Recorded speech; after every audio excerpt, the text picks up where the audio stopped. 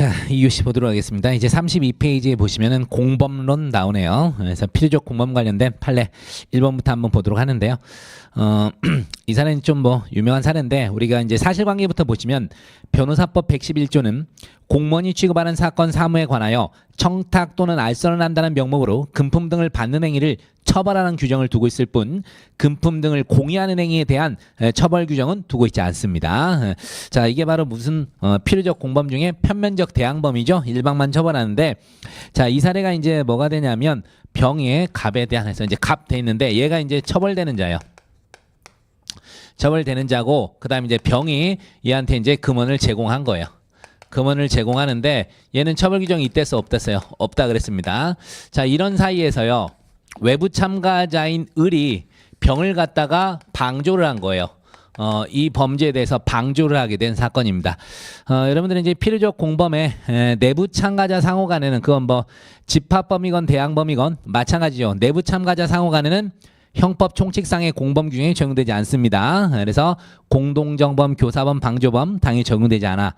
하지만 대항범의 외부 참가자에게는 뭐가 다 적용되죠? 공동정범, 교사범, 종범 다 성립할 수 있습니다. 다만 누구에 가담해야 돼? 처벌되는 자에게 가담해야 얘도 같이 처벌되는 거죠. 근데 이 사례는 뭐예요? 처벌되지 않는 자에게 외부에서 가담했기 때문에 당연히 얘도 처벌될 수가 없는 거예요. 얘도 처벌될 수가 없는 겁니다. 만약에 이 사안을 이렇게 갔으면 어떻게 돼요? 을이 처벌되는 얘를 갖다가 방조했다면 당연히 방조범이 성립될 수 있었을 거예요. 알겠습니까? 이거 외워두십시오. 그래서 올해 지나가기 전에 한 번 더 쓸 일이 있겠구나. 자, 근데 여하튼 한번 써볼게요. 우리가 필요적 공범에서 집합범, 대항범 나눠서 이제는 정말 외우고 있겠죠? 내부 참가자, 외부 참가자, 그래서 내부 참가자, 외부 참가자에서 공동정범, 교사범, 종범, 그래서 또 공교종,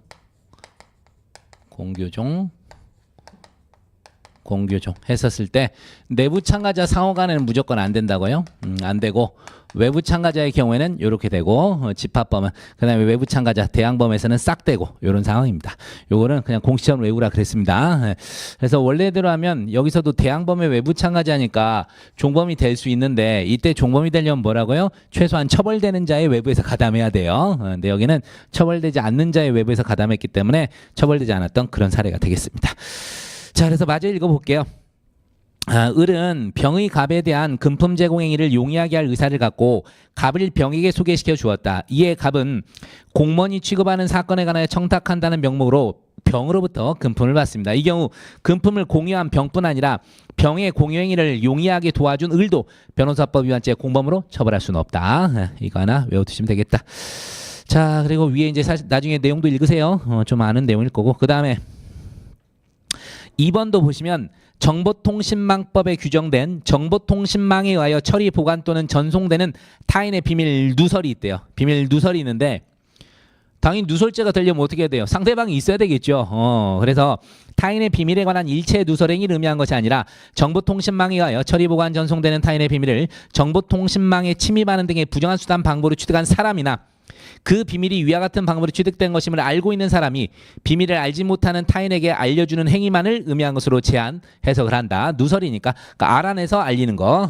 자, 그래서 보면 판결로지 이번에 이제 또 똑같은 얘기가 나오는데요. 자, 여기도 보면 2인 이상의 대항된 행위의 존재를 필요로 한 대항범에 관하여 공범에 관한 형법 총칙 규정이 적용될 수 없다. 127조 이게 뭐였죠? 공무상 비밀 누설이었죠. 쭉 비추어. 자, 쉼표 다음 읽어봅니다. 직무상 비밀을 누설받은 자에 대해 공범에 관한 형법 총칙 규정이 적용될 수 없다. 위와 같은 법리는 구 정보통신망 이용 촉진 및 정보보호에 관한 법률 49조의 경우에도 마찬가지로 적용된다. 누구만 처벌한다는 거예요? 누설 한 놈만 처벌한다는 겁니다. 편면적 대항범입니다.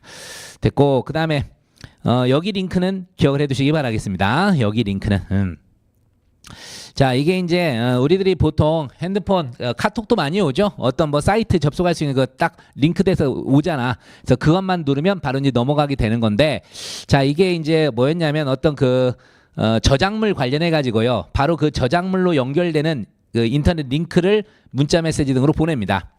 자, 이것이 저작권법 위반이냐 이거예요. 판결루지 1번이 정범, 판결루지 2번이 방조 이건데요. 둘 다 안 되는 걸로 봅니다. 여기서 자 판결루지 1번 봅니다. 이른바 인터넷 링크는 인터넷에 링크하고자 하는 웹페이지, 웹사이트 등의 서버에 저장된 개개의 저작물 등의 웹 위치 정보나 경로를 나타내는 것에 불과 비록 인터넷 이용자가 링크 부분을 클릭함으로써 저작물에 직접 연결된다 하더라도 자 결론 링크를 하는 행위는 저작권법이 규정하는 복제나 전송이 아닙니다. 정범 아니다. 그 다음에 그럼 판결루지 2번 혹시 방조가 되냐 나오게 되는데 자 어쨌든 여기 너무 굵은 것이 나오는데 다음 볼게요. 언더라인입니다. 이런 링크 거르는 행위 자체가 침해 행위의 실행 자체를 용이하게 한다고 볼 수 없으므로 이러한 링크 행위만으로는 저작재산권 침해 행위의 방조 행위에 해당한다고 볼 수 없다. 결론 둘 다 안 됩니다. 정범도 아니고 종범도 아닌 그런 사례가 됩니다. 그래서 사실관계에 있게 되는데 피고인은 이 사건 A 사이트를 관리 운영하는 사람인데 이 사건 A 사이트의 일부 회원들이 사이트의 게시판에 저작권자로부터 이용 허락을 받지 않은 일본 만화 등 디지털 컨텐츠를 게시하여 인터넷 이용자가 열람, 다운로드할 수 있도록 하는 원심판시 외국 블로그에 연결되는 링크 글을 게재합니다. 이를 삭제하지 않고 방치했어요. 그래서 이제 저작권법 위반으로 기소가 되는데 무죄 떨어진 겁니다. 됐고 그다음에 이제 공범과 신분인데 여기 이제 소극적 신분 얘기가 나오게 되는데 옛날부터 뭐 있었던 그런 내용입니다. 저기 판결루지 2번 먼저 볼게요. 의료인일지라도 의료인 자격이 없는 일반인의 의료기관 개설행위에 공모 가공하면 뭐가 돼요? 의료법 위반 공동정범이 됩니다. 소극적 신분인데 요거 하나 보시고 판결루지 1번 옛날부터 있었던 겁니다. 실질적으로 고려해라 이런 얘기가 나오게 됩니다. 넘어갈게요. 넘어가고 그 다음에 우리가 이제 무면허 유행이 이런 게 나오는데 이게 주로 뭐가 나오는 거죠? 우리가 직업범 또는 영업범이라고 부릅니다. 포괄일제에서 직업범, 영업범, 상습범을 합쳐서 또 집합범이라고도 얘기해요. 근데 이 집합범 아니에요. 이 집합범 말고 영업범 그 다음에 영업범, 상습범, 직업범 셋을 합쳐서도 직업범이라고 집합범이라고도 불러요. 그래서 포괄일제 일종이다 생각하면 되겠다. 자 우리가 포괄일제 되려면 제가 보통 뭘 외우라 그랬어요? 포괄일제 시범 피행 이거 외우라 그랬어요. 그래서 시간적 어떤 장소적 연관성 그 다음에 범위의 단일성이나 동일성 그 다음 피해자 및 피해법익 동일해야겠죠. 피해자 피해법익 동일 그 다음 마지막이 행위 태양의 동일성 동종성 이런 거를 얘기했습니다. 행자가 이상하네. 그래서 제가 시범 피행 요게 포괄일제 요건이라고 얘기를 했어요. 그래서 우리가 이제 접속범 같은 경우에 시간적 장소적 접속성 이렇게 얘기를 하고 연속범은 시간적 장소적 연속성 이렇게 얘기를 해요. 그렇게만 좀 바뀝니다. 그 피해자 서로 다르면 안 돼요. 상습범 빼고는 안 돼요. 상습범 빼고는 포괄일제가 일반적으로 되지 않습니다. 피해자가 다를 때는 그거 좀 주의하십시오. 자 그래서 읽어보죠. 무면허 의료행위는 그 범죄 구성요건의 성질상 동종범죄의 반복이 예상되는 것이므로 영리를 목적으로 무면허 의료행위를 업으로 하는 자가 반복적으로 여러 개의 무면허 의료행위를 여기 나오죠. 단일하고 계속된 범위 아래 일정 기간 계속하여 피해법익도 동일한 경우 포괄일제입니다.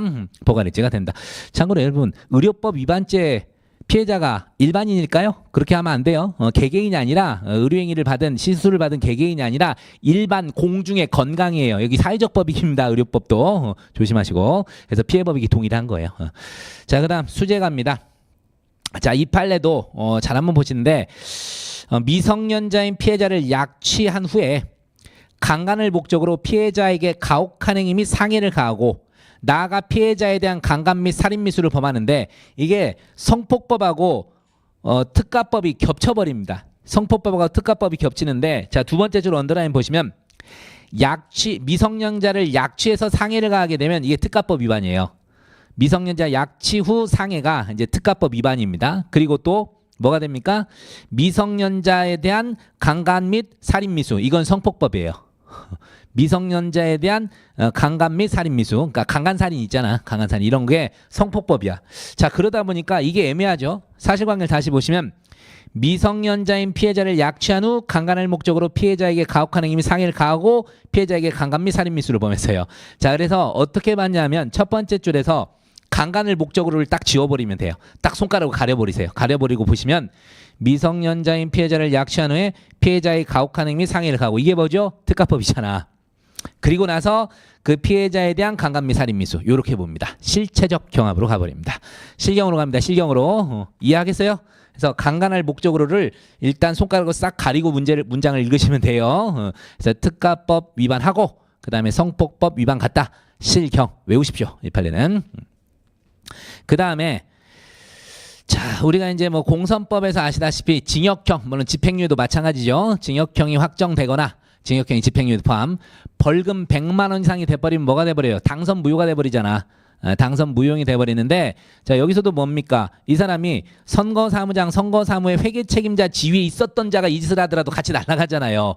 근데 얘가 공선법 위반을 했는데 선거사무장 선거사무소 회계 책임자 지위에 있을 때뿐 아니라 물러나서도 했어요. 자 이럴 때 죄수를 어떻게 처리해야 되냐? 나눕니다. 당선 무효형에 해당하는 범죄들 포괄일죄하고 그 뒤에 포괄일죄를 둘로 나눠버려요. 자 읽어볼게요. 지위 상실 전후로 연속하여 공선법 위반을 합니다. 자 연속된 여러 행위를 판례 나오죠. 지위 상실 시점을 기준으로 구분 선거사무장 등의 지위를 보유하고 있을 때 행위만을 당선 무효형 대상 범죄가 되는 하나의 포괄일죄로 그 다음 선거사무장 등의 지위를 상실한 이후 행위는 이와 달리 당선 무효형 대상 범죄가 아닌 별도의 포괄일죄로 두 개로 나눈다는 거. 그리고 이 두 포괄일죄가 실체적 경합이 됩니다. 두 개 범죄로 쪼개져서 실경으로 처리된다. 됐습니다. 그다음에 사후적 경합범 우리가 상당히 싫어하는 내용이긴 하지만 결론 좀 알아두셔야 돼요. 우리가 이제 사후적 경합범을 인정하는 게 왜 그래요? 왜? 원래 동시에 공소제기에서 하나의 판결로 하나의 형이 선고될 수가 있었다고. 그런데 어떠한 사정으로 인해서 먼저 하나가 공소제기돼서 금고 이상이 확정이 된 거예요. 그리고 그 뒤에 그 확정 판결 이전의 범한죄가 다시 공소제기가 돼서 또 판결이 나가는 거예요. 자, 늘 얘기하지만 판결이 하나 나가는 게 유리해요? 두 개 나가는 게 유리해요? 하나 나가는 게 유리해요. 우리가 이제 경합범 가중례 기억하실 겁니다. 들어보세요. 사형, 무기징역, 무기금고 이외의 동종의 형일 때는 어떻게 되게 됐습니까? 장기다에게 2분의 1을 가중합니다. 다만 합산한형을 넘지 못한다. 이렇게 돼 있죠. 2분의 1까지만 가중한다고. 그래서 예를 들어서 A죄가 장기 10년 그리고 B죄가 장기 7년 이렇게 가봅시다. 그러면 둘이 한꺼번에 공소제기에서 하나의 판결 나올 때 날고 기어도 몇 년이야? 15년이에요. 장기가 10년짜리니까 A죄에 대해서. 그런데 따로따로 가면 17년이 되는 거야. 알겠죠? 그런 불이익 때문에 사후적 경합범을 규정해 놓은 거잖아요. 금고 이상의 확정 판결 그 범죄 확정 판결 전에 범한죄로서 동시에 판결할 수 있었을 때 그때를 사후적 경합범으로 하게 되는데 혜택이 몇 조에 돼 있어요? 39조 1항에 돼 있잖아. 동시에 판결할 경우와 형평을 고려하여 형을 감경 또는 면제할 수 있다. 이렇게 돼 있죠. 임의적 감면 돼 있는 거. 임의적 감면이라는 것도 같이 기억하십시오. 그래서 사후적 경합범에 해당하게 되면 39조 1항에 따라서 동시에 판결할 경우와 형평을 고려해서 임의적 감면 혜택이 부여된다. 근데 그 전제가 뭐라고요? 동시에 판결할 수 있었어야 돼. 그 점을 꼭 기억합니다. 그래서 판결의 질반 37조 후단 이게 사후적 경합범이죠. 그리고 39조 1항 제가 금방 떠들었던 거 그겁니다. 입법치 등에 비추어 보면 아직 판결을 받지 아니한 죄가 이미 판결이 확정된 죄와 동시에 판결할 수 없었대요. 절대 사후적 경합범 안 돼요. 됐습니까? 동시에 판결할 수 있었어야 돼. 그런 경우에는 37조 단 경합범 관계가 성립할 수 없고 그걸 전제로 하는 39조 1항에 따라 형 감면할 수 없습니다. 됐죠? 그리고 판결의 2번 아직 판결을 받지 아니한 수개의 죄가 판결 확정을 전후하여 저질러진대요. 자, 이렇게 되면 어떻게 된다? 전후하여 저질러진다는 게 뭐예요? 예를 들어서 A죄를 범했고요. A죄 여기서 범죄했고 범행을 저질렀고 B죄에 대해서 이제 금고 확정했다 칩시다. 금고 이상 확정이 됐고 C 범행이 이렇게 있었습니다. 자, 이렇게 되면 이제 A씨에 대해서 공소제기가 됐어요. A씨에 대해서 공소제기가 됐다고. 자, 이랬을 때 이제 어떻게 되냐 이겁니다. 자, 요놈하고 요놈은 당연히 사후적 경합범이 맞죠. 얘하고 얘는 사후적 경합범이 맞잖아. 금고 이상의 확정 판결 이전의 범한죄니까 동시에 판결할 수 있으면 전제로 한다면. 그리고 얘하고 얘는 사후적 경합범이 될 수가 없어요. 금고 확정 이후에 범했으니까. 자, 그런 관계로 A하고 C도 무슨 관계요? 아무런 관계가 없어요. 무관입니다. 무관. 자, 그러니까 판결을 때릴 때 하나의 판결 때릴 수 있어 없어? 때릴 수가 없어요. 그래서 여기에 대해서 한 개 판결 나가고 여기서 또 다른 주문이 나가겠죠. 사실 판결은 하여튼 자 이렇게 기억합시다. 원래대로면 주문이 다르다 이렇게 가야 되는데 판결이 다르다 좀 애매하네. 주문이 다르다라고 가겠습니다. 주문이 서로 달라지게 되겠습니다. 한 개 주문 나가고 별개형이 각각 나간다는 거예요. 별개형이 따로따로 갈 수밖에 없어요. 이런 겁니다. 이런 거. 자 그래서 읽어봅니다. 판결 언더라인 보세요. 판결 확정 전에 범한 죄를 이미 판결이 확정된 죄와 동시에 판결할 수 없었대. 그럼 이 사례도 아니래. 이 사례도 아니라는 거예요. 원래대로도 이렇게 되는데 사안을 바꿔서 동시에 판결할 수 없었어 가지고 얘가 사후적 경합범위 되지 않는데요. 어쩌나 저쩌나 얘나 관계 없어요. 얘가 설령 사후적 경합범위 안 되더라도 얘 사이에서 C 범행과 A 범행은 무관입니다. 끝까지 그 얘기를 지금 하고 있는 거예요. 자, 동시에 판결할 수 없었던 경우라고 하여 마치 확정된 판결이 존재하지 않는 것처럼 수계제 사이에 37조 전단의 경합범 관계가 인정돼서 이거 뭐야? 경합범 처벌예 있죠? 39조. 그게 규정된다고 볼 수는 없다는 거죠. 이해되죠? 그래서 우리가 사후적 경합범에 해당해도 따로 나갔단 말이야. 해당해도 따로 나갔는데 해당하지 않으면 더더욱 따로 나가겠죠. 확정 전후 범죄는 무관이라는 거 기억을 해두시기 바랍니다. 둘 다 좀 기억하십시오. 사실관계는 복잡하게 절대 못 낼 겁니다. 그냥 나오면 되고 그리고 제가 예전에도 뭐 이런 거 말씀드렸었는데 이쪽 동네 나오면 아마 이제는 그 문제 쫙 주고 다음 중 집행유예 가능한 것은 예? 누범, 집유 막 합쳐가지고 내는 문제들이 있어요. 이게 전형적으로 옛날에 사법시험에서 2008년, 9년, 10년, 11년까지 무지하게 많이 낼 때가 있었어요. 그런 문제 나오면 우리 어떻게 한다? 일단 풀지 마세요. 풀지 말고 시간 나면 푸세요. 이쪽 동네에서 사후적 경합범 및 뭐 집행유예, 선고유예에서 막 쭉 지문 긴 거 있어요. 집행유예 가능한 거, 뭐 선고유예 가능한 거 막 찾아보라고 나올 때가 있다고. 그런 지문 나오면 일찌감치 포기하는 게 좋습니다. 그거 푼다고 해서 잘 못 맞춰요. 저야 이제 허건날 이걸로 밥 벌어먹고 사니까 딱 보면 이렇게 눈으로 봐도 조금만 체크하면 나오는데 여러분 그거 안 돼요. 최소 그거 푸는데 5에서 뭐 10분 가까이 걸려요. 그런 문제 왜 풀어? 풀어서 맞출 확률도 별로 없어요. 그건 예전에 사법시험에서 사라졌지만 4점짜리 문제였어요. 4점짜리 문제. 예? 우리는 전부 2.5점이잖아. 그런 거 과감하게 포기하세요. 알겠습니까? 시간 안배하시고. 그래서 다만 우리가 문제 받았을 때 한번 떠들어 보잖아요. 먼저 떠들어 보잖아요. 이렇게 볼 때 먼저 한번 보시면서 그런 문제들이 있으면 체크해놔. 나의 능력 박해일이다. 일단 체크를 해놓고 나머지부터 푸세요. 푸시고 시간이 되면 이제 그때 한번 손 대는 거예요. 의외로 쉬운 것도 있을 것이고 잘 넘겼군 이런 것도 있을 거예요. 그러니까 여러분들이 무리해서 막 하지 마시기 바랍니다. 그러니까 올해 같은 경우에도 2번 문제였던가요? 그게 아마 일책형이었을 것 같은데 그 막 기간 막 쭉 나왔었잖아. 막 엄청 긴 거. 거기서 뭐 경합 가중하고 뭐 어쩌고저쩌고 하고 할 수 있네 어쩌네 누범 나오고 그런 거. 그거 뭐 안 돼요. 저도 푸는데 거의 한 4분인가 걸렸어요. 딱 하고 요렇게 보는데 해설 잘 때는 1시간 넘게 걸려서 쓰다지고 해가지고 그런 문제들은 풀지 마십시오. 그런 문제들 나오면 과감하게 제끼세요. 제끼고 제가 늘 강조하지만 우리는 100점 맞을 시험 아닙니다. 100점을 목표로 하는 시험이 아니고 그냥 한 80점대 이것도 잘 맞는 거지. 어쨌든 그 정도를 목표로 80점대에서 90점대를 목표로 가는 거니까 과감하게 포기하시기 바랍니다. 알겠어요? 부탁드리겠습니다. 그런 거는. 자 넘어갑니다. 넘어가시고 이제 몰수 추징 나오네요. 자 읽어보면 마약류 관리에 관한 법률에 따른 추징에서 소유자나 최종 소진으로부터 마약류 전부나 일부를 몰수했다면 다른 취급자들과의 관계에 있어 몰수한 것과 마찬가지로 다른 취급자들에 대해서는 몰수된 마약류의 가액을 추징할 수 없다. 자, 이 마약류 관리에 관한 법률이 무슨 추징이라 부르죠? 얘를 무슨 원벌적? 징벌적 추징이라 그러죠. 징벌적 추징. 그래서 우리가 징벌적 추징이 뭐뭐 있어요?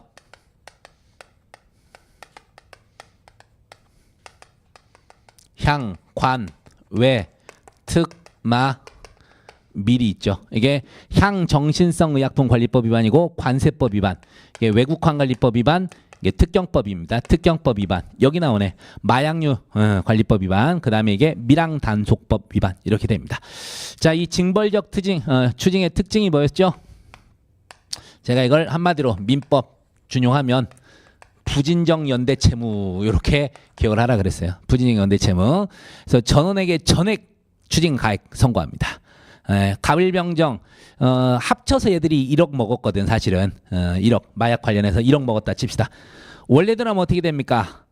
실제로 얘들이 4천 먹었어. 그러면 일반적인 추징에서는 어떻게 돼요? 몰수나 추징에서는 받은 만큼 4천을 때리잖아. 그리고 얼마씩 받았는지 모르면 엠빵 들어가서 2,500만 원씩 때리죠.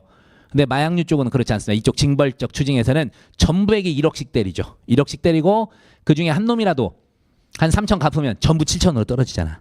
그게 부진적 여된 채무적 이런 성격을 갖고 있습니다. 그걸 외워두시고 필요적입니다. 필요적. 두 가지를 좀 기억해 두세요. 설마 부진적 여된 채무를 모르진 않을 거 아니에요. 여러분. 그러니까 알아두세요. 그럼 여기 다시 읽어볼게요. 자, 한 놈한테 뺏어왔다니까 소유자나 최종 소지는부터 마약류 전부나 일부를 몰수했대요. 그럼 다른 놈들도 그만큼 까줘야죠. 그래서 다른 취급자들과 관계에 있어 이를 몰수한 것과 마찬가지이므로 다른 취급자들에 대하여 몰수된 마약류 가액 추징할 수 없습니다. 알겠죠? 알아두고 2번 또 나오네. 67조 마약류 관리법원 67조 몰수 추징 선고하기 위해서는 몰수나 추징의 요건이 공소가 되기에는 범죄 사실과 관련돼 있어야 돼요. 이거는 일반적인 몰수 추징이에요. 자, 몰수나 추징도 뭐죠? 형벌이야, 형벌. 불고불료한 직상 검사가 공소장에 쓰지도 않은 거를 법원에서 인정하면 돼야 절대 있을 수 없습니다. 그래서 공소 제기가 된 범죄 사실과 관련해서만 몰수 추징이 가능하다. 아무리 판사가 개인적으로 알아도 안 돼요. 이러려면 어떻게 해야 돼? 검사한테 요구해야죠. 저 공소장 추가 좀 하세요. 하던가 그렇게 하지 않는 한 불고불료한 직상 죽었다 깨어나도 안 됩니다. 공소 제기된 범죄와 관련돼야 된다. 자, 그다음입니다. 3번 가서 보시면 뭐 특경법 얘기가 나오게 되는데 판결로 2번을 한번 보도록 할게요. 이게 좀 비교돼야 될 게 나온다 그랬습니다. 뇌물수수나 알선수재에 이용된 공급 계약이 실제 공급이 없는 형식적 계약에 불과하여 부가가치세 과세 대상이 아니라면 그에 관한 납세 의무가 없다. 이렇게 나옵니다. 납세 의무가 없다. 그래서 설령 부가가치세 명목의 금전을 포함한 대가를 받았다 하더라도 일부를 부가가치세로 거래 징수했다고 할 수 없어 수수한 금액 전부가 범죄로 얻은 이익에 해당하여 추징 대상이 되고 그 후에 이를 부가가치세로 신고 납부했더라도 달리 볼 수 없다. 자, 뺀다 안 뺀다? 안 뺍니다. 이게 원칙 판례입니다. 이게 원칙 판례예요. 원래 우리가 이제 몰수 추징해서 뭐 비용 좀 썼다 그래서 빼줘 안 빼줘 안 빼준다 그랬잖아요. 이게 원칙 판례인데 근데 4번 가서 볼게요. 판례 두 개가 나옵니다. 비교 판례 첫 번째, 알선 의뢰인이 알선 수재자에게 공무원이나 금융기관 임직원의 직무에 속한 사항에 관한 알선의 대가를 형식적으로 체결한 고용계약에 터잡아 급여 형식으로 이루어집니다. 자, 알선 수재자가 수수한 알선 수재액은 명목상 급여액이 아니라 원천징수된 근로소득세 등을 제외합니다. 여기선 제외줍니다. 제외하고 알선 수재자가 실제 지급받은 금액으로 봐야 된다. 예외 판례 첫 번째고 두 번째 예외 판례입니다. 보시면 알선 수재자가 알선 의뢰인과 사이에 금융기관 임직원의 직무에 속한 사항에 관하여 알선을 하고 그 대가를 지불받기로 하는 용역 제공 계약의 형식을 취한 다음 용역 제공 계약 형식을 취한 다음 알선 행위에 대한 대가로 용역 대금과 함께 이에 대한 부가가치세 상당액을 교부받아 실제로 납부를 합니다. 그 납부세액을 환급받을 수 있다는 특별한 사정이 없는 한 이를 추징의 대상에서 제외하여야 할 것이다. 자, 지금 읽은 이 두 번째 비교 판례랑요. 앞에 있는 원칙 판례를 한번 보시면 물론 이제 뇌물수수 알선 수재가 얘기가 나오겠지만 둘 다 부가가치세 얘기가 똑같이 나오거든요. 부가가치세 얘기가 똑같이 나와. 사실관계도 차이가 거의 없어요. 사실상 똑같은데 이게 좀 답답하더라 이거죠. 그래서 여러분이 외우셔야 될 내용이 뭐냐면 앞에 36페이지 하단 가서 보시면 첫 번째 줄 부분이에요. 괄호칩니다. 실제 공급이 없는 형식적 계약에 불과. 거기입니다. 실제 공급이 없는 형식적 계약에 불과. 여기다 괄호치고 별표하시고 그 다음 비교 판례 두 번째에서요. 거기는 어떻게 하냐면 두 번째 줄입니다. 용역 제공 계약의 형식을 취한 다음. 거기입니다. 용역 제공 계약의 형식을 취한 다음. 이 두 개 가지고 구분하세요. 원칙 판례는 뭐라고요? 실제 공급이 하면 형식적 계약에 불과. 이런 표현이 나오잖아. 그러니까 빼주면 될 것 같아, 안 될 것 같아? 안 돼요. 여기서는 빼주면 안 됩니다. 빼주면 안 된다고. 여기서는 원래 공급도 없는 형식적 계약에 불과하니까 안 되겠다. 이렇게 외우시고 비교 판례 부분에서는 두 번째 줄에서 어쨌든 용역 제공 계약의 형식을 취하긴 취했대. 근데 실제 공급이 있는지 없는지는 말도 안 나왔어요. 그런 식으로 좀 외우세요. 이게 사실관계를 제가 계속해서 진짜 한 10번 이상 쳐다봤을걸요. 차이가 뭘까? 차이가 없어요. 어, 적용 법조도 같고 똑같은 내용이 사실은. 근데 이게 두 개가 섞여서 나와버려요. 그래서 앞에 있는 실제 공급이 없는 형식적 계약에 불과. 이제 실제 공급이 없다. 여기다 포인트를 두라고. 그래서 아하, 여기선 빼기 아니다. 빼기 아니다. 원칙이구나. 이렇게 기억하시고 뒤에 비교 판례에서 용역 제공 계약의 형식을 취한 다음 여기서 어쨌든 용역 제공 계약이 있는갑다. 이런 식으로 해가지고 여기선 빼자. 얘 판례구나. 외우세요. 이게 사법시험에서도 2016년에 이게 사실 등장을 했어요. 등장을 했는데 제가 그때 이제 사시 강의하면서 우리 수험생들한테 여러분 제 예상이 맞다면 내년에 나옵니다. 나오는데 비교돼서 나올 가능성이 높으니까 잘 외우셔야 돼요. 하면서 똑같이 가르쳐 드렸어. 근데 시험에 나왔어. 나왔는데 뭐가 나왔어요? 비교 판례가 나왔어. 그랬더니 최신 판례로만 공부한 사람들 최신 판례겠지. 공자면 안 돼. 다 틀려버렸어요. 그래서 대단히 많이 틀린 판례야. 조심하십시오. 우리 쪽도 나올 수가 있으니까요.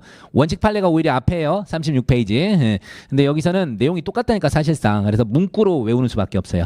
실제 공급이 없는 형식 계약인지 아니면 그냥 용역 제공 계약의 형식을 취한 건지 구분해가지고 외워두시기 바라겠습니다. 부탁합니다. 자, 넘어갑니다.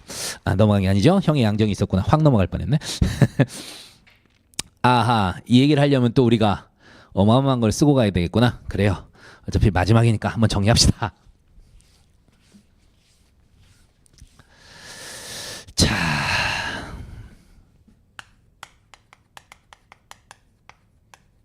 이제 제 수업 여러 번 들었으면 이제 외우고 있을 건데, 자, 전과 범죄가 선고유예였어요. 선고유예를 받았어.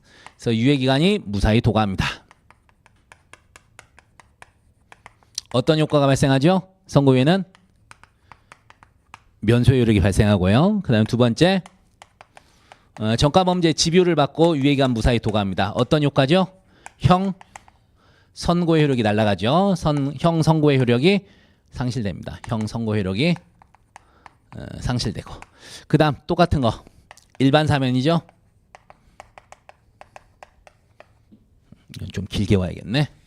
일반 사면을 받으면 어이쿠, 형 선고 효력 상실되는 거 받고,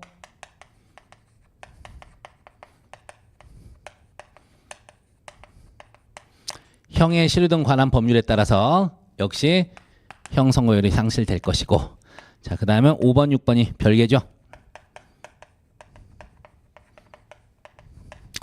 자, 특별 사면 받으면 뭐만?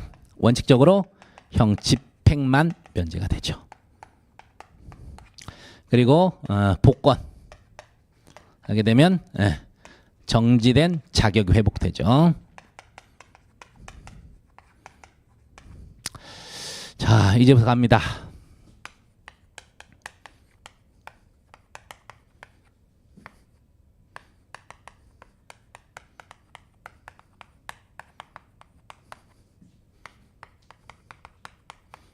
선고유예 결격사유.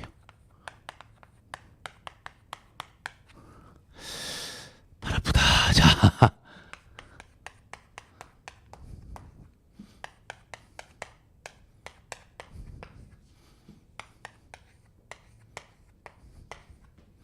됐죠? 이거 외우고 있어야 된다 그랬습니다. 그래서 이 내용을 모르면 요 판례를 몰라. 그리고 이 내용은 딴 교재에 있으면 빨리 알려주세요. 저작권 침해입니다. 저만 이렇게 정리해 놓은 건데, 여하튼 그래요. 여기서 이제 누범전과 뭐라고 돼 있어요? 과거에 금고 이상의 형을 받은 전과. 금고 이상의 형을 받은 전과인데, 그건 다 어떻게 해야 돼요? 유효해야 돼, 유효해야 돼. 근데 어떻게 돼? 면소, 형 선고 효력이 상실된 것들은 당연히 유효하지가 않아요. 그래서 누범전과도 되지 않습니다. 그리고 집행유예 결격사유도 어떻게 돼 있어요? 62조 1항 단서에 과거에 어떻게 돼 있어요? 금고 이상의 형을 받아 집행을 종료 또는 면제한 후 3년 이내에 범한 죄, 이렇게 돼 있다고. 그래서 과거에 금고 이상의 형을 받은 전과도 유효해야 돼요. 그래서 똑같아. 이 앞에 네 개는 집유 결격 사유가 되지 않아요. 하지만 밑에 사유들은 된다니까. 집행만 면제니까 형은 살아있는 거예요. 형 선고 효력은 살아있는 거야. 그 정지된 자격만 회복되니까 역시 형 선고 효력은 살아있는 것들이야. 그래서 결격 사유가 되고 누범 전과도 마찬가지로 남습니다. 이에 반해서 선고유예 결격 사유는 59조 1항 단서에 어떻게 돼 있어요? 자격정지 이상의 형을 받은 전과가 없을 것, 이렇게 돼 있어요. 자격정지 이상의 형을 받은 전과가 없을 것. 자, 선고유예는 애초부터 선고한 바 있어 없어? 없어 형 선고를. 그러니까 결격사유에 해당하지 않습니다. 나머지는 최소한 형은 선고는 했을 거 아니에요. 집행유예 징역 3년에 집행유예 5년 이렇게 선고는 하잖아. 그래서 자격정지 이상의 형을 받은 전과는 다 있는 거예요. 됐습니까? 이렇게 외우시고 이제부터 들어갑니다. 자, 참고로 이제 폭처법 2조 3항 여기 뭐라고 돼 있나 보세요. 이 법 해놓고 형법 각 해당 조항 및 해당 조항의 상습범, 특수범 어쩌고저쩌고 쭉 돼 있는데 위반하여 2회 이상 징역형을 받은 사람이 다시 제2항 각호에 규정된 죄를 범하여 누범으로 처벌할 경우, 자 누범 동그라미 칩니다. 누범 동그라미 치세요. 누범으로 처벌할 경우 누범 가중 규정이에요. 결론적으로 다음 각호의 구분에 따라 가중 처벌한다라고 규정하고 있다. 그런데 형의 실효 등에 관한 법률에 따라 형이 실효된 경우, 네 번째네요. 형의 실효 등에 관한 법률에 따라 형이 실효된 경우. 자, 뭐라고 돼 있습니까? 형의 실효와 마찬가지로 형 선고에 한 법적 효과가 장래향을 소멸한다는 취지다. 따라서 형법 65조 따라 형 선고가 효력을 잃는 경우에도 그 전과는 폭처법 2조 3항에서 말하는 징역형을 받은 경우에 해당한다 안 한다? 안 한다고요. 금방 써놨잖아요. 실효 등에 관한 법률 또는 어쨌든 형이 실효되면 누범전과 들어가 안 들어가? 안 들어간다니까. 안 들어가요. 누범전과. 그래 안 들어간다고. 그 얘기를 하고 있는 거고. 판결료지. 그쵸? 잠깐만. 왜 1번 읽다가 제가 2번으로 넘어갔지? 미안하네. 어쨌든 1번부터 다시 볼게요. 마음이 급했구나. 자, 다시 갑니다. 굵은 글씨. 형의 실효 등에 관한 법률에 따라 형이 실효된 경우에는 형의 선고에 한 법적 효과가 장래를 향하여 소멸하므로 형이 실효된 후에는 그 전과를 폭처법 2조 3항에서 말하는 징역형을 받은 경우라고 할 수 없다. 됐죠? 형의 실효 등에 관한 법률. 그리고 2번 뭐예요? 집행유예 얘기 나오잖아. 예. 집행유예 65조가 집행유예였잖아. 집행유예 선고를 받은 후 실효 취소 등 없이 유예기간 경과한 때 형 선고 효력을 잃는다. 그 의미 똑같아요. 그래서 역시 굵은 글씨 세 번째 줄 끝에 형법 65조에 따라 형의 선고 효력을 잃는 경우도 폭처법에서 말하는 징역형을 받은 경우에 해당한다 안 한다? 안 한다고요. 칠판 보세요. 집행유예 받고 유예기간 무사히 도감 형 선고에서 상실된다니까 누범 사유 대안돼 안 된다고요. 형의 실효 등에 관한 법률에 따라서 실효됐다고요. 누범전과 대안돼 안 된다고요. 그 얘기를 지금 판결유지 1번, 2번에서 얘기합니다. 이제 판결유지 3번 갑니다. 어느 징역형의 실효 기간이 경과하기 전에 별도의 집행유예 선고가 있었대요. 그러니까 A죄에 대해서 징역형을 이제 선고됐고 확정된 다음에 시간이 지나면서 이제 실효 기간이 지금 차곡차곡 쌓이고 있는 중이에요. 아직 완전 실효는 안 됐는데 실효 기간이 경과하기 전에 또 B에 대해서 B죄로 집행유예 선고가 있었는데 역시 집행유예가 실효 취소됨이 없이 유예 기간이 무사히 경과했대요. 그리고 그 무렵 집행유예 전에 선고되었던 징역형도 자체 실효 기간이 경과됐대요. 자, 그러면 A죄에 대한 징역형 실효됐어요. B죄에 대한 집행유예 유예기간 무사히 도과했어요. 자, 그러면 얘들은 누범전과에 해당해요 안 해요? 안 해요. 둘 다. 그 얘기입니다. 그래서 그 징역형 역시 실효되어 폭처법 2조 3항에서 말하는 징역형을 받은 경우에 해당한다고 할 수 없다. 그래서 지금 이 판례는 오로지 이 내용을 알아야만 돼. 이 내용을 알아야만 해설이 되는 거니까 외워두시길 바라겠습니다. 별표하시고 기억해 두시기 바랍니다. 이걸 뜬금없이 물어보면 여러분이 응? 뭐지? 하지 마세요. 저거예요 저거. 자, 넘어가시고 그 다음에 뭐 판결유지 1번은 여러분 알고 계실 것이고 단기 1년 나온 김에 물어봐야지. 3개 물어보고 있어. 3개. 딱 3개 물어볼게. 형소에서요. 시험에 늘 나온 건데 장기 1년, 장기 3년, 단기 1년이 있어. 다시 잘못 얘기했다. 단기 1년, 단기 3년, 장기 3년이 나와요.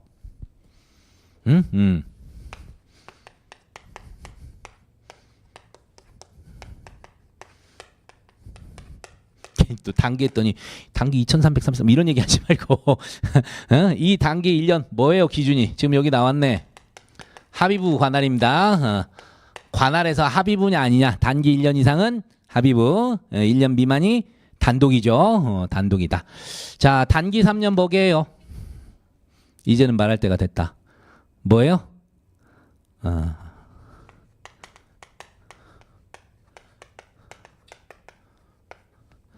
필요적 변호 사건 있잖아요. 필요적 국선이라고 했지. 필요적 변호하지 말고 잘못 얘기했어요. 필요적 국선. 33조 1항 나오는 여기서 필요적 국선입니다. 필요적 국선. 장기 3년은 얘도 참 많이 써먹는다. 긴급체포. 세 개는 좀 외웁시다. 우리 이제 형수에서 다른 거 막 짜잘하게 안 나와. 근데 요거는 좀 잘 물어봐요. 일반 뭐 경찰이나 일반 공무원에서는 요거 외에도 더럽게 많이 나와 형수에서. 근데 우리는 다행히 그렇게 막 아주 사소한 것까지는 안 나와도 요 큼직큼직한 건 외워야지요. 요거 외워두시기 바랍니다. 자, 그렇게 됐고요. 그래서 이제 판결유지 1번이 그 얘기예요. 단기 1년 이상 언더라인 써 있잖아. 단기 1년 이상 징역에 해당한 사건 당연히 합의부입니다. 그리고 자, 형법은 자, 우리 한번 기억해 봅시다. 이거 보지 말고 통상 우리가 가중처벌하게 되면 하한과 상한 중에 어디만 가중해요? 상한만 가중하죠. 2분의 1 가중하고. 감경할 때는 상한 하한을 같이 2분의 1씩 감경을 하는 게 원칙입니다. 근데 자, 판례 봅니다. 형법은 264조에서 상습으로 258조의 258의 2가 외우라 그랬잖아요. 이거 상습상해 아니 특수상해 신설조문 작년 신설조문인데 특수상해죄를 범할 때는 여기 뭐라고 돼 있어? 그 죄에 정한형 동그라미 그 죄에 정한형의 2분의 1까지 가중한다 이렇게 돼 있어요. 자, 이래놓으니까 어떻게 돼요? 이거는 하한 상한 둘 다 가중이에요. 하한과 상한이 같이 가중되는 거야. 주의하시라고. 저도 이 판례 보고 어이 그렇게 생겨먹었나? 하고 처음 봤었어. 그래서 여러분도 이거 알아두세요. 올해 6월 29일 판례인데요. 그래서 그 죄의 정한형의 2분의 1까지 가중한다 이렇게 돼 있습니다. 자, 그러니까 두 번째 줄에 나오는 것처럼 258조 2.1항에서 특수상해를 어떻게 규정해서 1년 이상 10년 이하라고 돼 있어. 그러니까 여기는 하한도 같이 가중해요. 하한도 같이 가중. 네 번째 줄, 다섯 번째 줄에 써 있죠. 형법 264조는 상습 특수상해죄를 범한 때는 258조 2에서 2.1항에서 정한 법정형 장단기 모두 가중. 1년 2년 이상이 아니지. 1년 6개월 이상 15년 이하. 이렇게 가중. 2분의 1 가중이니까 1년 6개월 이상 15년 이하. 이렇게 되니까 뭐가 돼요? 당연히 합의부일 수밖에 없습니다. 무조건. 이렇게 외우시고. 자, 그다음입니다. 밑에 판례도 자, 보도록 하는데요. 형이 실효에 관한 법률이 또 나왔는데 가볍게 볼게요. 자, 굵은글씨 보겠습니다. 형이 실효된 경우에는 형 선고에 의한 법적 효과가 장래에 향하여 소멸되므로 특가법 5조에서 1항 또는 2항에서 정한 형을 선고받았다 하더라도 실효 등에 관한 법률 7조 1항에 따라 형이 실효된 때는 특가법 5조에서 6항. 자, 여기다 밑에 씁니다. 누범 여기입니다. 여기도 누범이에요. 누범. 누범인데 누범 가중처벌. 여기 실형을 선고받은 경우에 해당해야 하네. 안 하지요. 좀 전에 봤잖아. 그렇게 외워두시면 되겠다. 자, 넘어갑니다. 보안 처분 얘기가 나오는데 1번 판례 간단히 보죠. 성폭력 범죄자의 성충동 약물 치료에 관한 법률에 의한 약물 치료 명령의 요건으로 성폭력 범죄를 다시 범할 위험성.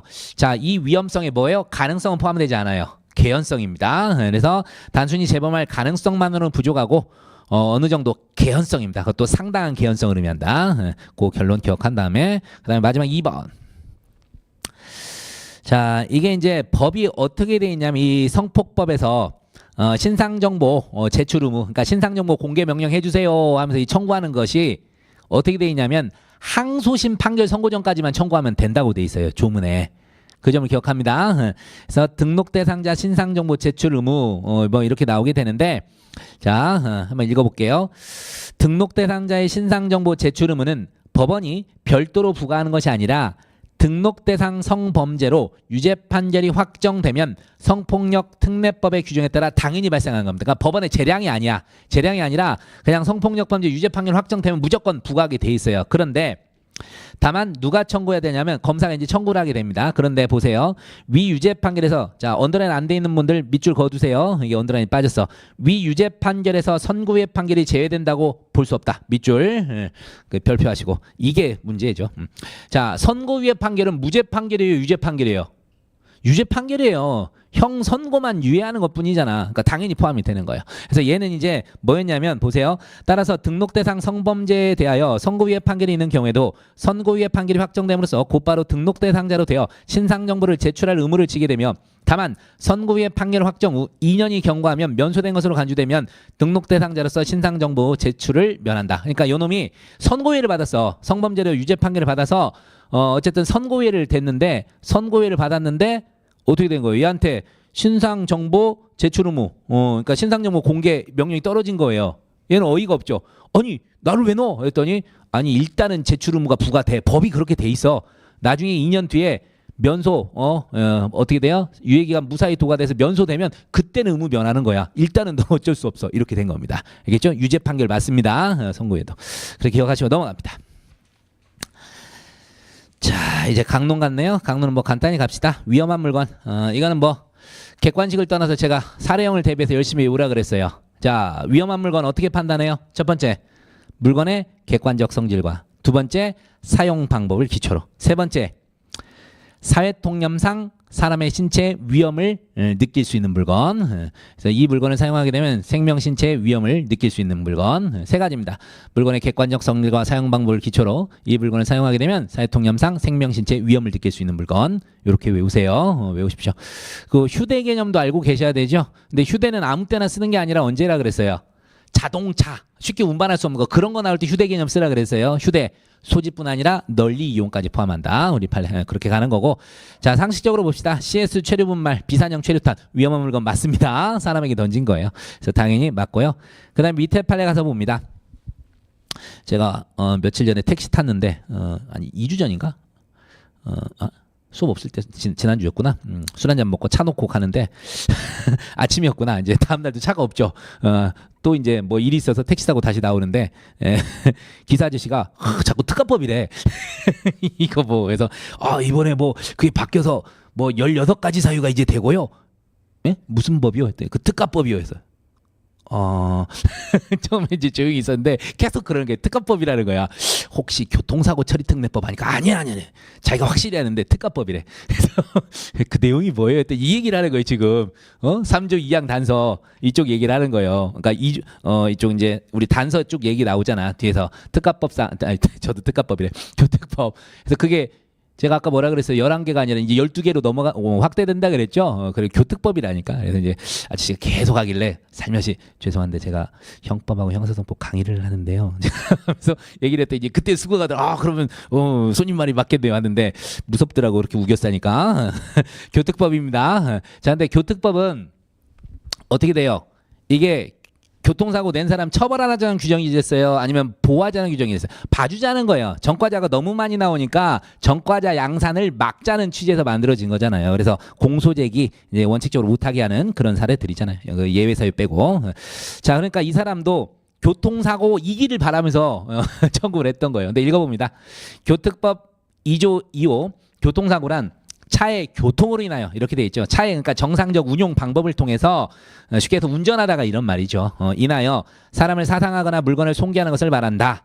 그래서 차의 교통은 차량을 운전하는 행위 및 그와 동일하게 평가할 수 있는 정도로 밀접하게 관련된 행위를 포함한다. 이렇게 해놨는데 밑에 사례가 뭐냐면 어떤 뭐 하역 작업을 하다가 사고가 난 거예요. 화물 싣고 내리고 뭐 어쩌고 이런 거 하다가 사고가 났습니다. 교통사고에 아니에요? 아니에요. 그러니까 어떻게 돼요? 형법 268조 그냥 업무상 과실치상으로 간 거예요.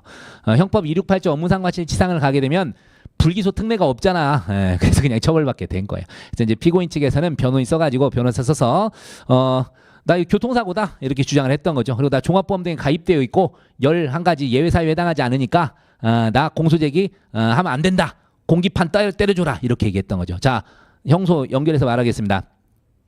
종합보험등에 가입되어 있고요. 그 다음에 뭐예요? 3조 2항 단서 11가지 예외 사유에 해당하지 않아요. 이렇게 되면 어떻게 돼요? 공소제기하면 안 되죠. 근데 공소제기했어. 무슨 판결 떨어져야 돼요? 공소기각 판결이 떨어져야 돼요. 그게 왜 그래요? 327조 2호잖아. 공소제기 절차가 법률의 규정에 위반할 무효인 때입니다. 알겠죠? 그냥 그걸 갖다가 막 면소, 무죄 이런 말 쓸 때가 있는데 혼동하지 마시기 바랍니다. 그거랑 연결해서 기억해 두시고. 자, 넘어갑니다. 저 같으면 이거 형법 형소 연결되는 문제로 만들 수 있습니다. 그 점 생각해 놓고. 자, 넘어가시고. 그다음에 이제 체포감금 나오는데요. 여기서 그냥 의사들 봐준 거 이거 시험 나오지는 않을 것 같고 한 번만 읽어보시고 넘어가겠습니다. 이제 강간과 추행에 대해서 또 이제 재밌는 사례가 하나 나오게 되네. 자, 성폭법 13조 성적 수치심이나 혐오감을 일으키는 말, 음향, 글, 그림, 영상 또는 물건을 상대방에게 도달하게 한다는 것은 상대방이 성적 수치심을 일으키는 그림 등을 직접 접하는 경우뿐 아니라 상대방이 실제로 이를 인식할 수 있는 상태에 두는 것을 의미합니다. 우리가 항상 도달 이런 거 나왔을 때 현실적으로 인식시켜야 돼요? 아니야. 인식할 수 있는 상태만 두면 돼요. 기본적으로. 자, 그러하듯이 보면 굵은 글씨 한번 보겠습니다. 상대방에게 성적 수치심을 일으키는 그림 등이 담겨있는 웹페이지 등에 대한 인터넷 링크를 보낸 행위. 이게 직접 전달 인식하신 상태에 둔 걸까? 예, 그렇게 봤습니다. 그렇게 봤어요. 언더라인 보세요. 그와 같은 그림 등이 상대방에 의하여 인식될 수 있는 상태에 놓이고 실질에 있어 이를 직접 전달하는 것과 다를 바 없다고 평가된다. 그래서 도달하는 걸로 봤습니다. 이거는 예전 판례 중에 어떤 게 있었어요? 음란 사이트 등에 인터넷 링크 걸었을 때 그걸 뭐로 봤죠? 공연물, 공연 전시, 다시 공연물이에요. 음란물 공연 전시에 해당한다고 봤던 옛날 판례 있잖아요. 이거를 제가 기본 강의하고 그럴 땐 판례 설명할 때 제가 최초에 이제 군대 제대하고 좀 군대를 늦게 갔다 왔지만 2000년 초에 한메일을 만들었다고요. 만들어가지고 학생회관에서 그때는 집에 컴퓨터도 별로 없었다고 그래서 학생회관에서 이메일 이제 확인하는데 뭐가 와 있는 거예요. 그래서 뭐 오빠 누군데 해서 이제 여자 그래서 클릭을 딱 했는데 이게 뭐야? 이런 쪽으로 연결된 거예요. 학생회관이었다니까. 소리가 어마어마하게 컸어요. 그런데 파파파박 영상이 뜨는데 막아야지. 컨트롤 F5 타타타타 하는데 못 따라가더라고. 수많은 사람들이 지나가면서 막 쳐다보고 이상한 표정으로 짚고 가더라고. 그리고 집에 가서 공부하다가 그 판례를 봤어. 처벌해야 됩니다. 맞죠? 그 사례 그 사례. 이러면 외워지죠? 실제 있었던 사례. 그래서 이것도 그렇게 정리하시기 바랍니다. 그래서 항상 제가 뭐 하고 할 때는 이어폰을 꽂고 합니다. 그다음부터 트라우마가 있어서. 자, 계속 가겠습니다. 2번. 자, 우리가 이제 요 판례를 보기 전에 예전 판례부터 한번 제가 말씀을 드리도록 합니다. 강도였죠, 강도. 수면제 이런 거 먹여가지고 기절시킨 다음에 물건을 가져간 거 있잖아요. 거기서도 우리 판례가 수면제 등으로 사람을 이제 기절시키는 거 이런 걸 뭐로 봤어요? 최협의의 폭행에 해당한다고 봤습니다. 사람의 반항 불가능 또는 항거 불능 또는 현장 곤란 쪽으로 봐요. 그래서 그렇게 잠재워 놓고 물건을 가져간 것도 강도를 인정했죠. 대신에 그렇게 수면제 먹여서 잠들게 한 거를 강도 치상으로는 봤어 안 봤어? 안 봤어요. 치상으로 보지 않았습니다. 근데 이제 본 판례는 뭐냐면 졸피뎀이라는 강력한 이 수면제 성분이 있는 거 요거를 먹였는데 한 번 먹인 사례가 아니에요. 무려 13차례나 이제 술 등에 타서 강제로 이제 재워놓고 강간하거나 추행했던 그런 사례가 되는데 이거는 뭐냐면 여러 차례를 그렇게 하다 보니까 이 피해자가 어떻게 됐어요? 말도 좀 어눌해져 버렸고 순간적으로 그런 상황이 이제 벌어졌던 거예요. 그래서 여기선 치상을 인정했어요.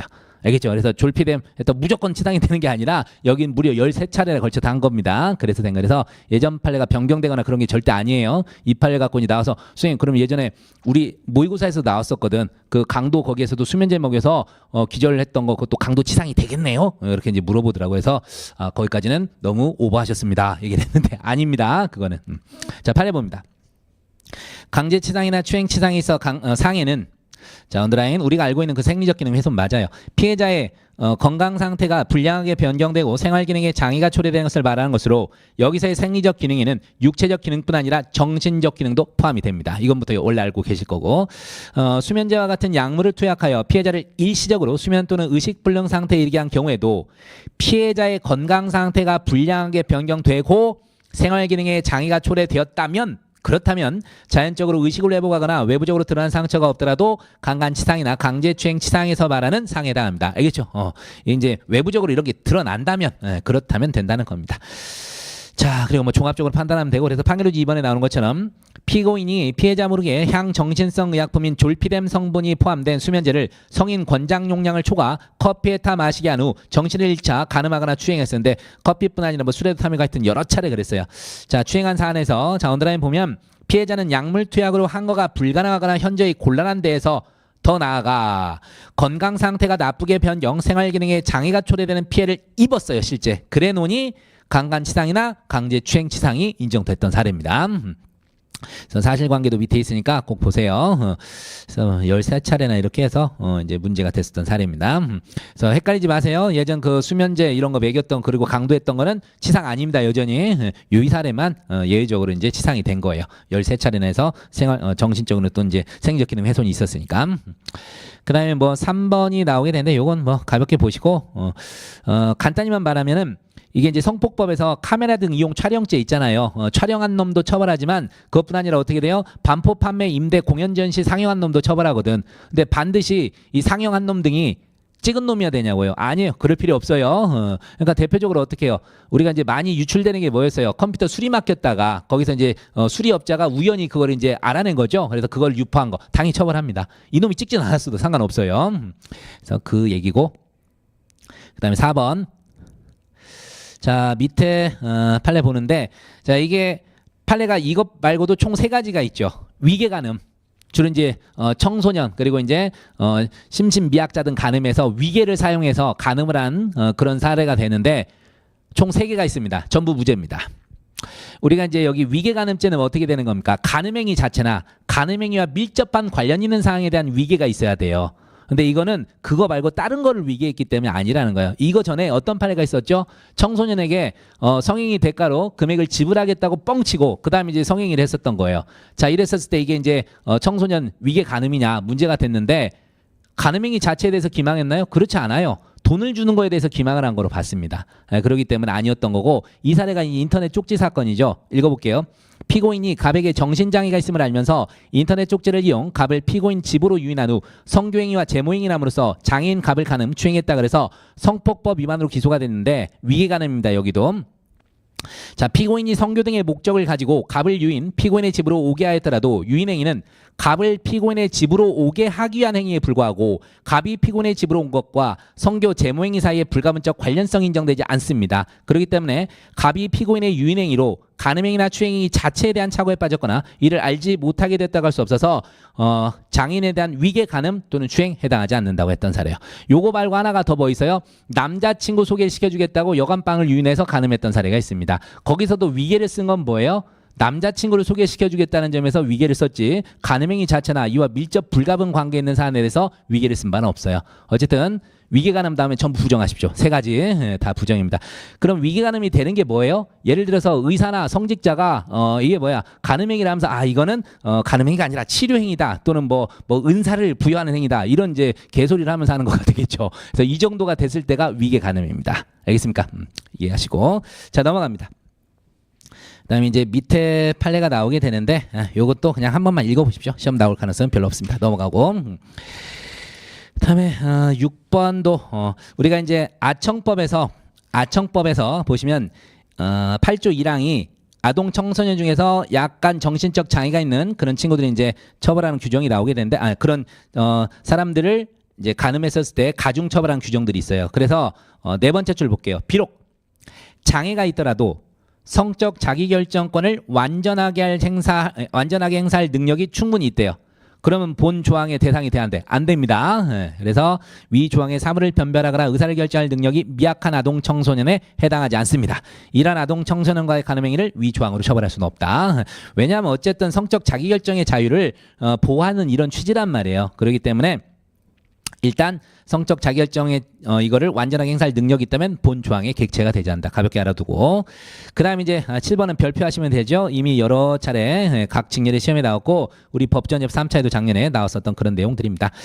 자 이게 이제 우리가 이제 강제추행에서 추행이 뭐죠? 추행. 일단 추행에서 요구하는 폭행 협박의 정도 어느 정도 되죠? 자 이건 이제 강도부터 한번 기억해 봅시다. 강도에서 요구하는 폭행 협박의 정도가 어떻게 되죠? 상대방의 반항을 불가능하게 할 정도예요.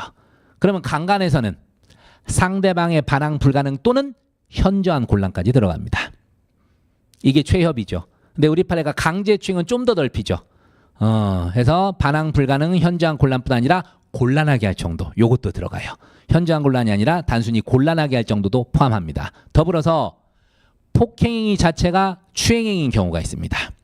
폭행행위 자체가 추행행위인 경우가 있어요. 자, 이럴 때는 뭐라 그랬어요? 힘의 대소강약을 불문한다. 요거까지 같이 외우십니다. 오늘도 아까 인터넷 보니까 뭐 알바생을 이제 뭐죠? 혼내고 어떻게 하는 과정에서 가슴을 주먹으로 쳤던 사례가 있더라고. 여학생을, 여자 알바생을. 자, 이렇게 됐을 때도 뭐로 봤어요? 그게 바로 폭행행위 자체가 추행행위인 사례예요. 그래서 계속 얘기하지만 추행, 음란 개념 판단할 때 행위자의 주관적인 동기나 목적은 고려 한 데서 안 한 데서 안 한다니까요. 그래서 추행 맞습니다. 그런 사례도 추행이 맞아. 억울하다 그래서 했는데 법을 모른 거지. 그 친구가. 그래서 절대 행위자의 주관적 동의나 목적 고려하지 않습니다. 추행 등 판단할 때. 그래서 여하튼 자, 이 사례 나옵니다. 추행의 고의로 상대방의 의사에 반하는 유형력 행사 즉 폭행행위를 하여 실행행위에 착수하였으나 추행의 결과에 이르지 못한 때 강제추행 미수가 될 수 있습니다. 이러한 법리는 뭐디? 이른바 기습추행. 밑에 나온 것처럼 뭐예요? 갑자기 뒤에서 껴안거나 이런 것도 추행입니다. 자, 그래서 피고인이 밤에 술을 마시고 배회하던 중 버스에서 내려 혼자 걸어가는 피해자 감녀 17세 아청법이겠죠. 17세니까 발견하고 마스크를 착용한 채 뒤따라가다가 인적이 없고 외진 곳에서 가까이 접근하여 껴안으려 하였으나 갑이 뒤돌아보면서 소리치자 그 상태로 몇 초 동안 쳐다보다 다시 오던 길로 되돌아갔다고 해서 아청법 위반으로 기소가 됩니다. 자, 굵은 것입니다. 피고인은 갑을 추행하기 위해 뒤따라간 것으로 추행의 고의 인정할 수 있고요. 그 다음에 피고인이 가까이 접근 갑자기 뒤에서 껴안는 행위는 일반인에게 성적 수치심이나 혐오감을 일으키게 하고 선량한 성적 도덕관념이 반하는 행위로서 갑의 성적 자유를 침해하는 행위여서 이른바 기습추행 행위로 볼 수 있다. 결론. 손 댈 필요 있어 없어? 댈 필요 없어요. 뒤에서 껴안으려고 딱 하는 순간 실행의 착수 인정했죠. 그래서 피고인의 팔이 갑의 몸에 닿지 않더라도 양팔을 들어 높이 들어 갑자기 뒤에서 껴안으려는 행위는 갑의 의사에 반하는 유형력 행사로서 폭행행위에 해당합니다. 그때 기습추행에 관한 실행이 착수가 있는데 마침 갑이 뒤돌아보며 소리치는 바람에 몸을 껴안는 추행의 결과에 이르지 못하고 미수에 그쳤으므로 강제추행 미수에 해당한다. 그래서 맨날 나오는 게 실행이 착수됐냐 안 됐냐예요. 껴안으려고 높이 손을 드는 순간 실행이 착수입니다. 그래서 실제 신체 접촉하지 않았더라도 실행이 착수 인정된다는 거 알아두시면 되겠다. 맨날 그 문제가 나오는 거예요. 자, 그 다음에 8번 보시는데 8번에서 아청법에서 이제 보시면 아청법이 아닌 아동청소년 여기는 성보호에 관한 법률 여기서 나오는데 성매매 대상이 된 아동청소년을 보호 구제하려는 데 입법 취지가 있고 청소년 성보호법에서 아동청소년의 성매매 행위가 아닌 아동청소년의 성을 사는 행위라는 용어를 사용한 것은 자 결론적으로 성을 판 아동청소년을 처벌한다 안 한다 아니에요. 성을 매수한 자를 처벌하는 그런 의미죠. 그래서 써있죠. 그래서 아동청소년은 보호 대상에 해당하고 성매매 주체가 될 수 없어 성을 사는 사람을 주체로 표현한 것이다. 자 그러면서 이제 아동 청소년의 성을 사는 행위를 알선하는 행위를 업으로 하는 사람이 알선의 대상이 아동 청소년임을 인식하면서 알선 행위를 했어요. 그럼 요 놈은 처벌되는 거예요. 근데 요 놈이 이제 뭐라고 주장했냐면 피고인 측에서 자 나는 알았지만 상대방이 성을 매수한 사람이 아동 청소년임을 몰랐으니 나는 본체 적용이 없다. 이런 이제 헛소리를 한 거죠. 그랬더니 판례가 뭐래요?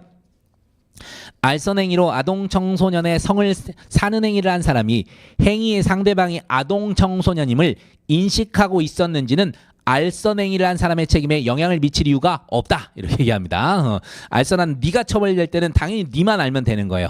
만약에 상대방 성매수자가 처벌받으려면 어떻게 돼요? 성매수자가 아동 청소년임을 알고 매수를 했어야 돼요. 그렇게 되는 거고 꼭 네가 처벌받게 알선 행위한 놈이 처벌받기 위해서 성매수자가 아동 청소년임을 알면서 매수할 것을 요하지는 않는다. 결론 알아두고 자 넘어갑니다. 그 다음에 사실 이게 더 무서운 것 같은데 9번에서 우리가 이제 성폭법 13조에서 뭐라고 돼 있나 보세요. 자기 또는 다른 사람의 성적 욕망을 유발하거나 만족시킬 목적으로 전화, 우편, 컴퓨터 그 밖의 통신 매체를 통하여 성적 수치심이나 혐오감을 일으키는 말, 음향, 글, 그림, 영상 또는 물건을 상대방에게 도달행위를 한 사람 처벌한다. 이렇게 돼 있어요. 자 뭐라고요? 전화, 우편, 컴퓨터 그 밖의 통신 매체를 통해서 도달해야 돼요. 말, 그림, 영상 등을. 자 그런데 얘는 뭐냐면 굵은 글씨를 볼게요. 위와 같은 통신 매체를 이용하지 아니한 채 직접 상대방에게 말, 글, 물건 등을 도달하게 하는 행위를 포함 위 규정으로 처벌할 수 있다고 보면 유추해석이라는 겁니다. 이렇게는 안 된다는 거야. 사실관계를 보면 써있죠. 피고인은 13년 11월 26일부터 12월 16일까지 사이에 6회에 걸쳐 성적 수치심 등을 일으키는 내용의 각 편지를 작성한 다음 옆집에 사는 피해자 공소인의 주거지 출입문에 끼워 넣습니다. 이게 더 무섭지 않아요?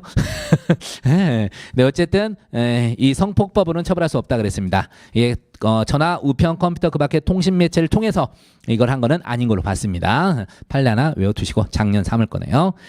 그 다음에 이제 명예관한제 사례가 나오게 되는데 명예관한제 이쪽은 좀 쉬었다가 보도록 하겠습니다.